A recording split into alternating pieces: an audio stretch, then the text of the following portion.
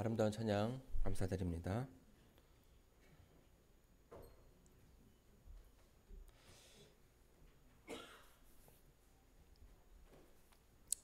오늘 제목은 불평이 변하여 라고 말씀을 좀 준비해 보았습니다.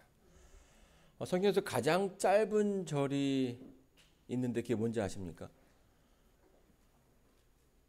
데살로니가전서 5장 16절이죠. 항상 기뻐하라. 아주 짧은 절이지만 이 절만큼 또 어려운 절이 또 없다라고 생각이 됩니다. 하나님께서 우리들에게 항상 기뻐하라고 얘기하시는데 여러분 항상 기뻐하고 계십니까? 제가 이제 이 부분을 읽으면서 이게 가능할까라는 그 질문을 좀 종종 하곤 했습니다. 왜냐하면 우리 인생이 늘 행복하지는 않죠. 행복하기를 바라지만 행복하지 않은 순간들이 종종 있습니다. 나름의 준비를 잘 하지만 그 계획한 대로 되지 않을 때가 있고요.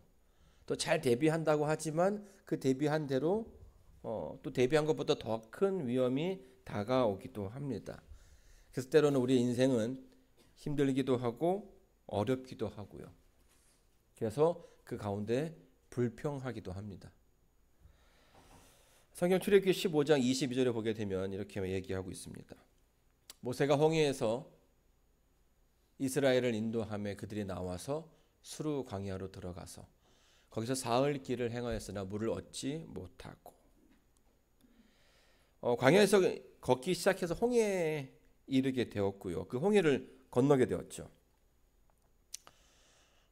그 기간 동안 이스라엘 백성들은요, 하나님께서 그 백성들에게 보여주신 수많은 이적들을 경험하게 됩니다. 다 눈앞에서 정말 우리의 어떤 그 경험이나 지식으로는 설명할 수 없는 방법으로 그 이적을 보여주신 거죠. 그리고 다시금 또 길을 나서게 됩니다. 아직 가나안에 다 이르지 못했죠. 사흘 길을 걸어왔습니다. 그리고 그 사흘 길을 걷는 동안에 그들이 애굽을 나올 때 가지고 왔던 그런 물들이 이제 다 떨어지게 된 것이에요. 여러분 그 뜨거운 날 그 광야를 걷는 그 기분이 어땠을까요? 굉장히 무더운 그 날씨에 계속 걸어야 한다라는 것, 그리고 그 가운데 물이 없다라는 사실은 참으로 곤욕스러운 일이기도 하죠. 누가 먼저 투정을 하기 시작했을까요? 아이들이 먼저 투정을 하게 됐겠죠. 그런데 이게 하루가 지나고 이틀이 지나면서 이 투정은 어른들에게도 시작이 됐을 것입니다. 보통 이렇게 아이들이 이렇게 투정을 부리면 부모들이 어떻게 달랩니까? 조금만 걸으면, 조금만 참아, 조금만 걸으면 물이 나올 거야 라고 이렇게 얘기를 하죠. 하지만 그렇게 얘기를 하지만 말처럼 물이 금방 나오지 않는 거죠. 여러분 이 군에서 이제 행군을 하게 되면요, 행군만큼 쉽지만 행군만큼 또 어려운 게 없습니다. 행군이 쉬운 이유는 뭘까요? 여기는 스킬이 필요하지 않습니다. 그냥 계속 걸으면 되거든요. 가라는 대로 가면 되는 겁니다. 그런데 이 행군이 어려운 이유는 이 걷는 게 또 생각보다 쉽지 않다라는 거죠. 짧은 거리가 아니라 긴 거리, 뭐 새벽부터 나가기도 하고 밤새서 걷기도 하고 이제 그런 가운데 걷다 보면 발바닥에 물집이 생기기도 하고요. 또 쓸려서 피가 나기도 하고. 그 제가 봤던 한 고참은 이 물집 안에 또 물집이 또 생겨가지고 이게 피물집이죠. 이제 물집 안에 아주 빨갛게 이쁜 그 물집이 하나 생기는데 그걸 터트리면 그냥 바닥이 다 빨개집니다. 그 또 그런 곳에서 또 계속 걸어야 되거든요. 그러면 또 이제 이 살이 또 붙어가지고 굉장히 이제 힘든 이제 그런 행군이 되는 거죠. 그래서 그런지 이 부대가 있는 위치하는 그 인근의 산들의 이름이 지도에는 없지만 아주 개팍한 이름들이 굉장히 많습니다. 여러분, 이 헐떡고개 어떤 길일까요? 숨이 이제 헐떡헐떡 차 오른다라는 거죠. 거기까지 이제 가야 되는 거예요. 카라멜 고개는 어떤 고개일까요? 재미난 맛있는 그런 데가 아니라 입에서 단내가 날 정도로 굉장히 힘들다라는 이야기입니다. 여러분, 그런 경험 해본 적 있으십니까? 단내가 난다.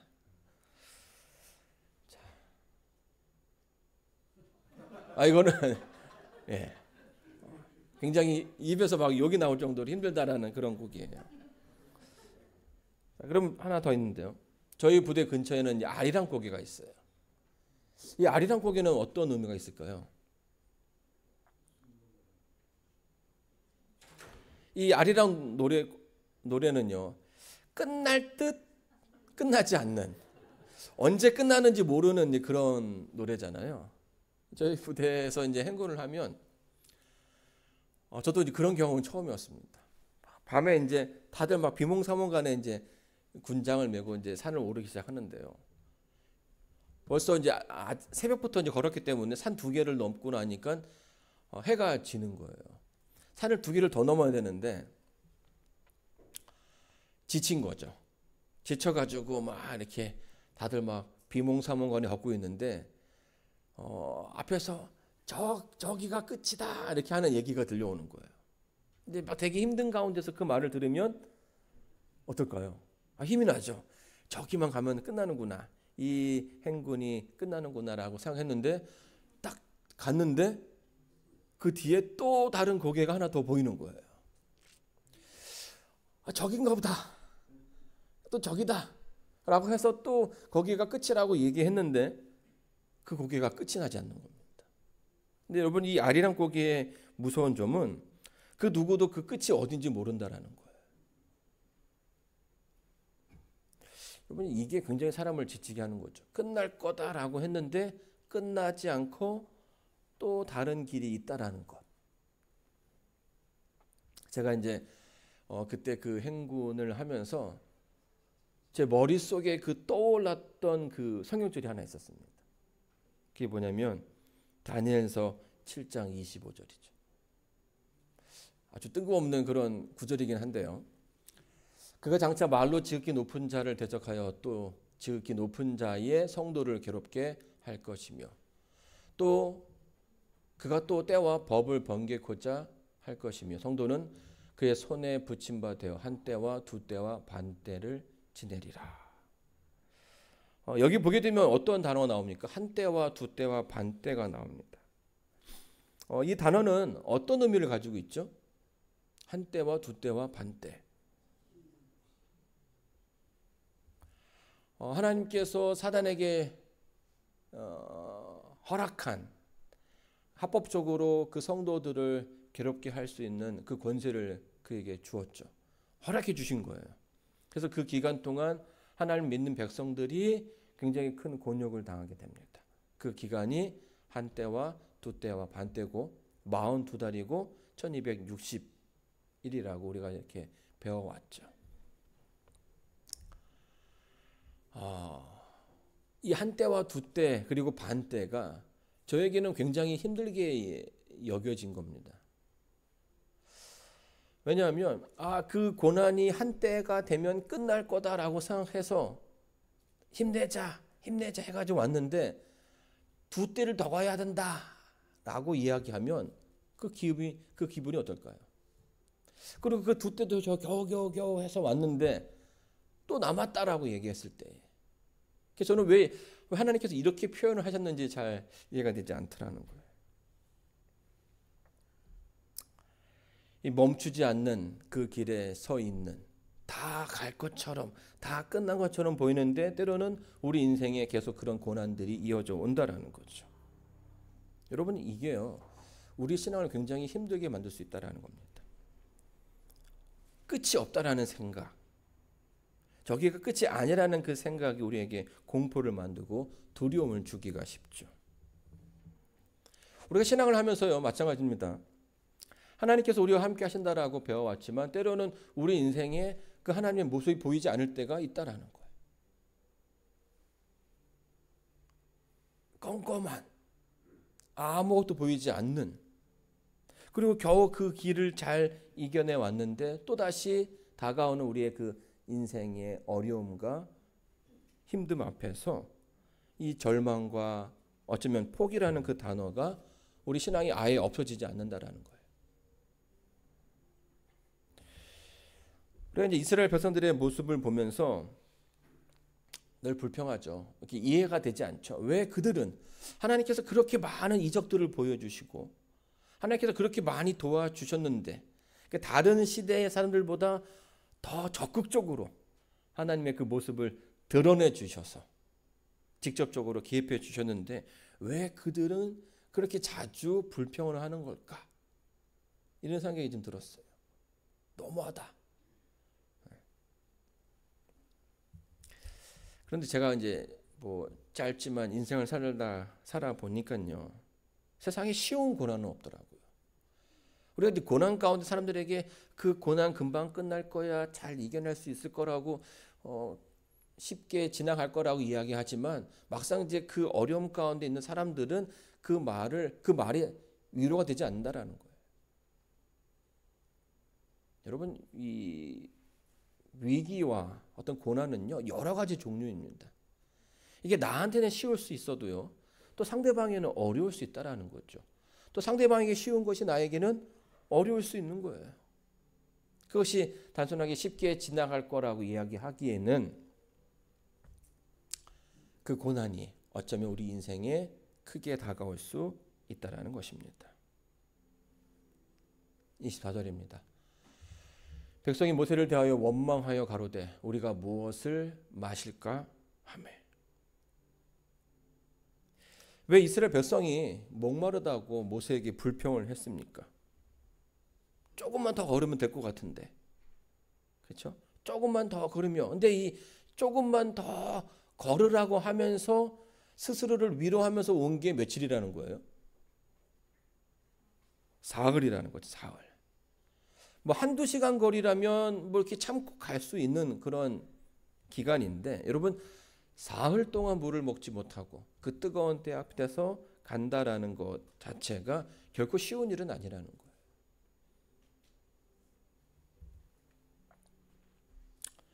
사흘 길을 겨우 와서 발견한 물이 있는데 그 물은 어떤 물이었습니까?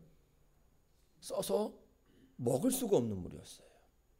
그러니까 그 마지막 희망까지도 사라지는, 무너지는 그런 상황인 거죠. 제가 이제 이 성경을 좀 묵상하면서 원망할 수도 있겠구나라는 생각이 드는 거예요. 불평할 수도 있겠구나. 그런데 그 원망이라든지 그 불평이 늘 나쁘다고는 얘기할 수 없는 거예요. 왜냐하면 때로는 우리의 그 삶 가운데서 하나님을 원망하기도 하고 하나님과 싸워보기도 하고 하나님께 투정을 부려보기도 해야 한다는 거예요. 그리고 하나님께서 지금 원하시는 길이 이 길 아닙니까? 우리가 지금 하나님께서 이끄시는 대로 왔는데 뭐 이런 불평도 할 수 있다라는 거죠.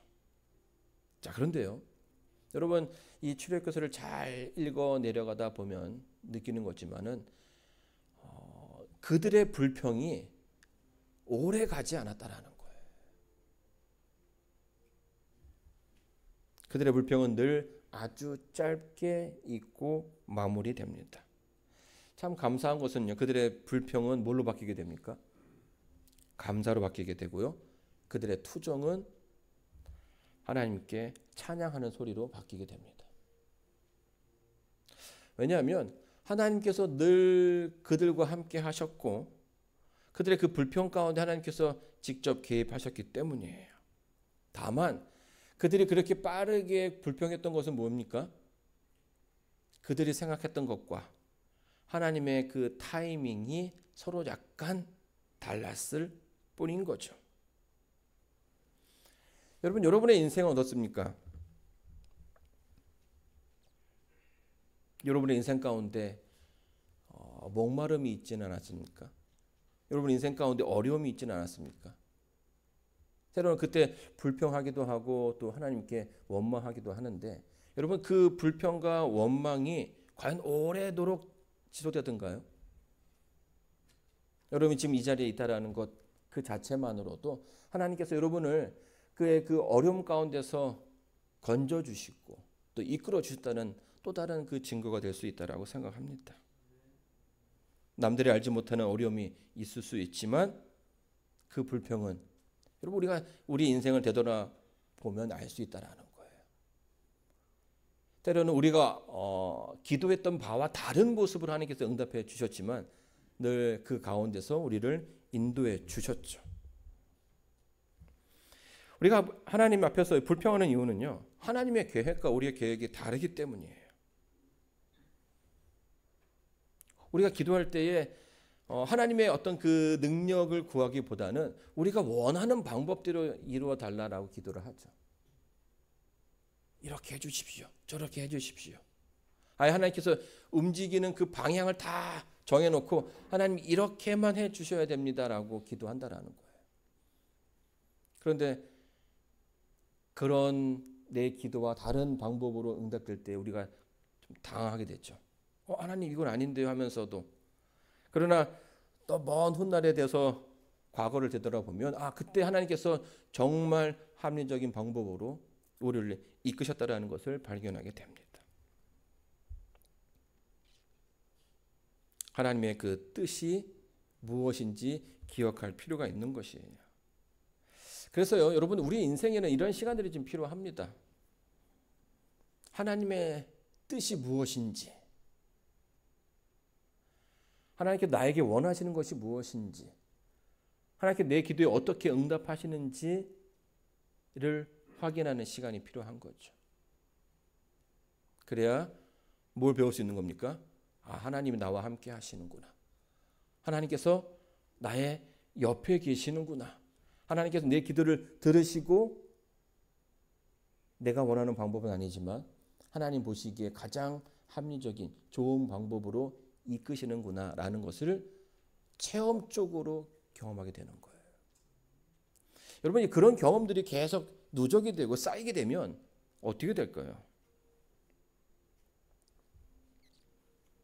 하나님의 모습을 배우게 되는 겁니다. 성경에 등장하는 수많은 사람들, 그들이 그 이적 가운데 또 그들이 어려움 가운데 하나님을 만나게 되었고요. 그 하나님을 만나는 그 모습 가운데서 그들이 하나님에 대해서 배우게 된 것이에요.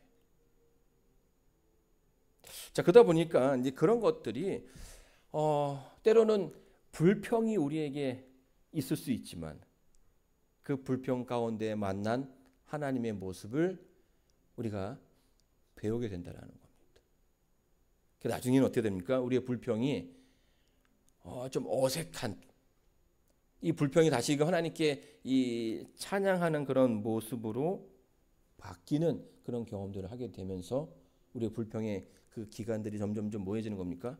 짧아지는 거죠. 어릴 적에 이제 막 그 엄마한테 막 혼나고 막 이렇게 맞아서 막 울다가 가끔씩 또 막 이렇게 좀 재미난 일이 생기기도 하거든요. 그래서 막 맞다가 웃으면 또 저희 어머니가 뭐라고 얘기합니까? 울다가 웃으면 엉덩이가 털난다고 막 이제 그런 얘기를 하잖아요. 이것처럼 굉장히 우스운 상황들이 우리의 삶 가운데 생길 수 있다라는 거예요.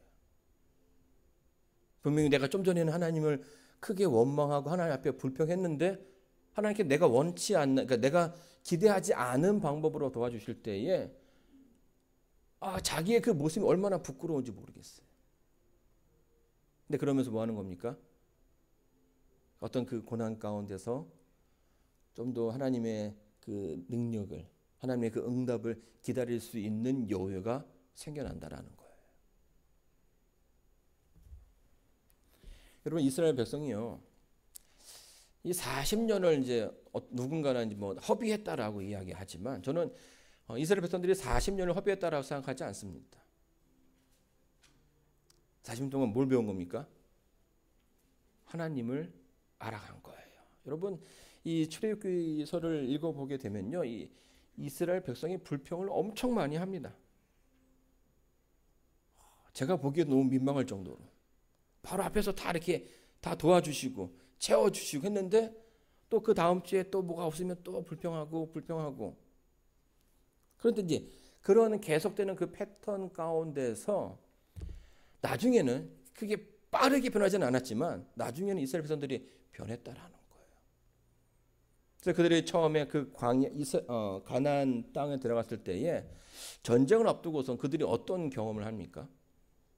우리가 이 전쟁을 이길 수 없다라고 아예 단정 지어버립니다. 그들이 너무 크고요, 너무 튼튼하고요.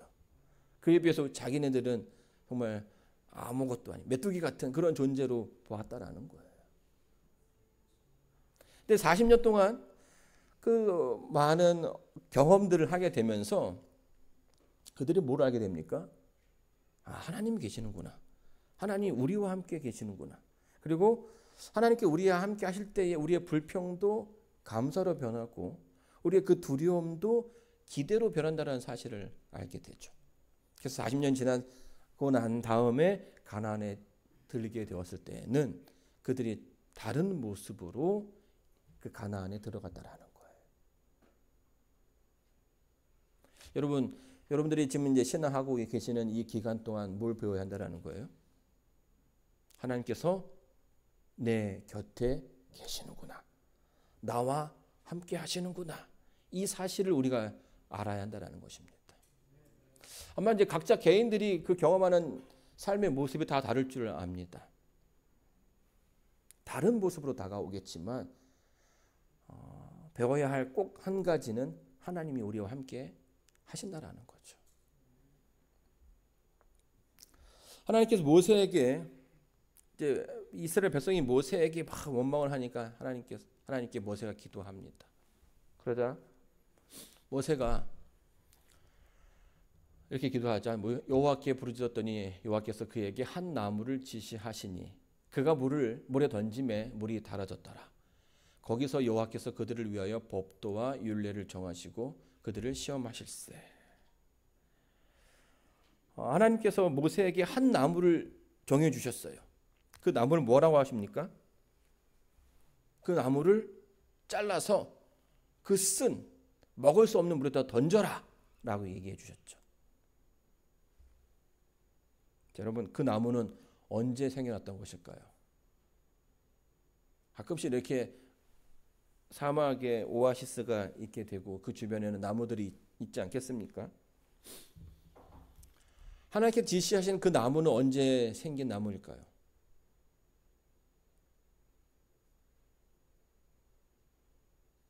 모세가 기도했을 때 이렇게 갑자기 땅을 막 뚫고 이렇게 나왔을까요? 아니면 원래부터 거기에 있던 나무였을까요? 네, 태초부터까지는 잘 모르겠습니다만은 이 나무는 아마 이 오아시스가 존재하는 그 이후부터 오랫동안 거기에 있던 그런 나무였다라는 겁니다. 여러분 그 사실에서 우리가 뭘 느낄 수 있냐면 하나님께서 이미 그 지역에 이스라엘 백성들이 지나간다는 것을 아셨다라는 거예요. 그리고 그 이전부터 그 나무를 준비해 두신 거죠. 그래서 그들이 그 가운데서 그 목마름 가운데서 그 불평 가운데서 기도했을 때에 이 나무를 사용하겠다라는 계획들을 하셨다라는 거예요. 여러분, 하나님은 결코 충동적인 분이 아니세요. 모든 것을 아시고 미리 그 도움들을 그들이 가는 그 길목마다 두셨다라는 겁니다. 초등학교 때 그 보물찾기를 소풍을 가면 항상 그 끝에 보물찾기를 하죠. 그래서 뭐 이렇게 아침에 가게 되면 이제 좀 학년이 높아지면 점점 이렇게 눈치가 많아져요. 그래서 이제 소풍 가면 의뢰 끝날 때 보물찾기를 하겠거니 해서 선생님들이 어떤 그 행동을 이렇게 유심히 보게 됩니다. 누가 숨길까? 그래서 이제 그렇게 해서 이렇게 잘 봐두죠. 어디쯤 숨기는지. 그런데 이제 그 가끔 이제 뭐 끝나고서 이제 보물찾기를 하고 선물을 주지 않습니까? 근데 가끔씩 엉뚱한 아이들이 나오는 걸 보게 돼요. 보물을 찾아서 갖고 왔는데 이 선생님이 숨긴 보물이 아닌 거예요. 어떤 보물입니까? 그 전날 다른 학교에서 와서 숨겨놓은 보물을 찾는 경우가 있는 거예요. 그러니까 뭐 저를 쭉 보니까 뭐 소풍이 다 가는 대로 가더라고요. 그래서 뭐 어제는 뭐 다른 학교, 오늘은 우리 학교, 내일은 뭐 또 하는데 숨겨진 보물들이 굉장히 많이 있다라는 겁니다. 그런데 그 보물들은 뭐의 보물인 겁니까? 찾아야 보물인 거예요. 찾지 못하면 그냥 그 보물은 계속 거기서 이렇게 썩어질 수밖에 없는 거죠. 하나님께서 이스라엘 백성들에게 어떤 보물들을 숨겨두셨을까요? 하나님께서 여러분의 인생에 어떤 보물들을 두셨을까요? 여러분들 그 보물들을 잘 찾고 계십니까? 여러분의 인생에 또 여러분들이 힘들고 어려울 때 도와주시기 위해서 하나님께서 이미 여러분이 태어나시기 전부터 그 많은 도움들을 그 인생의 요소에 준비해 주셨다는 겁니다. 그런데 우리가 기도해서 그것을 얻을 때도 있지만 때로는 그냥 기도하지 않고 그 도움이 지나가는 때가 있다라는 거죠. 셀 수 없이 많이 준비된 나무들. 여러분 이 마라의 이 쓴물에 나오는 나무는 고작 한 그루였다라는 거죠. 수많은 나무들이 심겨졌을 것이고 수많은 도움들이 여러분의 인생 가운데 준비가 되었을 것입니다. 그러나 구하지 않기 때문에 하나님께 요구하지 않기 때문에 하나님께 기도하지 않기 때문에 사라지는 그런 도움들이 분명 있다라는 거죠. 여러분 이 불평을 하더라도 우리가 하나님 앞에서 해야 하는 이유가 여기 있는 것입니다. 때로는 우리의 불평이 우리의 기도로 바뀔 때가 있습니다. 그 불평 가운데 하나님을 찾을 수 있게 되는 거죠. 그러나 늘 그 불평은 어디서 해야 되는 거예요? 하나님 앞에서 해야 되는 겁니다. 하나님을 떠나서 하면 안 되는 거죠. 하나님 앞에 우리를 이 땅에 있게 하시고 우리의 여정을 이끌어 가시는 그분 앞에서 불평도 하고 원망도 하고 그리고 그것이 다시금 감사가 되고 찬양이 되는 그런 경험들을 하게 될 때에 우리가 하나씩 더 성장해 갈 수 있는 것입니다. 여러분 우리가 인생에서 하나님이 어떤 분이신지를 잘 알 필요가 있다고 생각합니다. 하나님 어떤 분이신가? 그냥 우리를 있게 하시고 우리 인생에 개입하지 않는 분이신가? 우리의 삶 속에 어떤 그 고난 가운데 걱정하지 않으시는 분이신가? 여러분 성경은요 끊임없이 하나님을 책임지시는 분이라고 설명해 주고 계십니다. 결코 우리를 혼자 두시지 않는 분이시죠. 요한복음 20장 27절로 보게 되면요 예수님께서 그 믿음이 많았던 도마에게 이렇게 얘기하십니다. 도마에게 이르시되 내 손가락을 이리 내밀어 내 손을 보고 내 손을 내밀어 내 옆구리에 넣어보라. 그리하여 믿음이 없는 자가 되지 말고 믿는 자가 되라. 사실 상처라는 것은요 이렇게 자랑할 만한 것은 아니죠. 이 흉터가 있는 모습을 또 가리기 위해서 참 많은 노력들을 하는데요. 이 도마는 그거를 예수님의 어떤 그 부활에 대해서 도무지 믿지 못하겠는 거예요. 어떻게 사람이 죽으면 다시 살 수 있을까? 그래서 보여달라는 거죠. 그 징표를. 어쩌면 누군가에게는 그것이 상처가 될 수 있지만 예수님께서 제자의 어떤 그 믿음을 위해서 그런 모습들을 다 보여주셔요. 이 손을 만져봐라. 이 옆구리에 손을 넣어봐라. 라고 얘기해 주시는 거죠. 근데 놀라운 사실은 하늘에 가서도 예수님의 그 손가락에는 이 흔적이 있다라는 것입니다. 여러분 새 거 좋아하시잖아요. 그죠?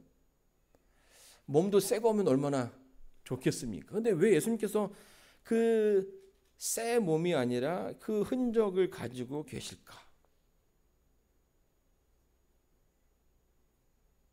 왜 그럴까요? 이 표는 무슨 표입니까? 그냥 상처난 그것이 아니라 내가 인간을, 내가 사람들을 이렇게 사랑했다라고 하는 그런 표가 되는 것이죠. 여러분이 믿는 하나님이 이제 그런 분이라는 거예요. 여러분이 믿는 예수님이 그런 분이십니다. 나를 위해서 희생하는 것을 자랑스럽게 생각하시는, 나를 위해서 당신의 그 목숨을 내놓으신 그 사랑을 뿌듯해 하시는, 좋아하시는 그런 분이시라는 겁니다. 그래서 여러분이 그런 분에게 나아갈 수 있는 거예요.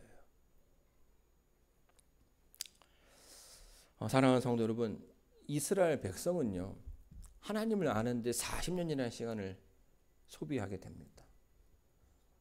뭐 그 시간도 괜찮다고 하지만 우리 마운틴 뷰교회 성도님들은 조금 더 그 시간이 좀 단축되었으면 좋겠습니다.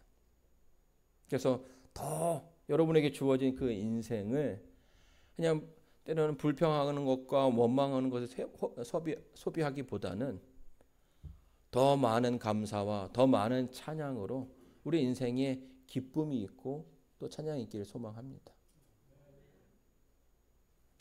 때로 우리 인생에 어려움이 있을 수 있지만 그때마다 하나님께 기도하시고요.